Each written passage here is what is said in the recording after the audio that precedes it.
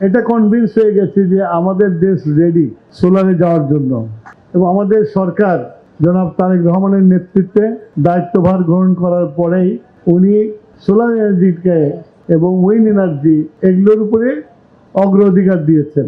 এবং আমাদের সরকারের এই সেক্টরটা হলো খাস সেক্টর। আমি এখানে এসে এক্সিবিশনে পার্টিসিপেন্টদের দেখে এটা কনভিন্স হয়ে গেছি যে আমাদের দেশ রেডি সোলারে যাওয়ার জন্য। শুধু সমস্যা হলো যে আমাদের পলিসি।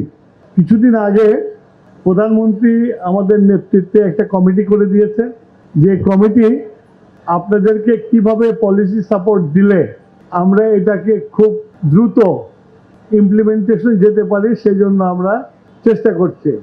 আমাদের অলরেডি একটা মিটিং হয়ে গেছে, আমাদের বেসটা ঠিক করে ফেলেছে। আমি বিশ্বাস করি, একজন ব্যবসায়ী হিসেবে আমি বিশ্বাস করি যে গভর্নমেন্ট যদি কোনো সেক্টরকে পলিসি সাপোর্টটা ঠিক মতো দেয় তাহলে দেশে বিপ্লব আনতে পারে। গার্মেন্ট সেক্টরে 80-র দিকে প্রেসিডেন্ট জিয়া তাদেরকে পলিসি সাপোর্ট দিয়েছিল।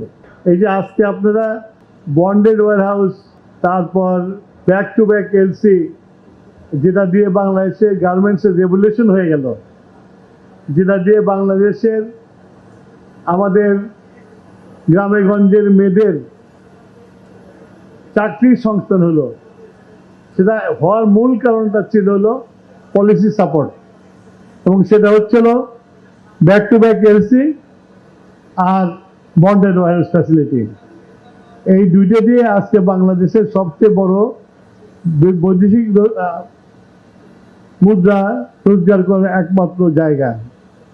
তা আমিও মনে করি যে এই সেক্টরটাতে আপনাদেরকে যদি আমরা পলিসি সাপোর্ট দিতে পারি এবং রেগুলেশনগুলো যদি আমরা আরো রিল্যাক্স করতে পারি তাহলে বাংলাদেশে আপনারা পারবেন।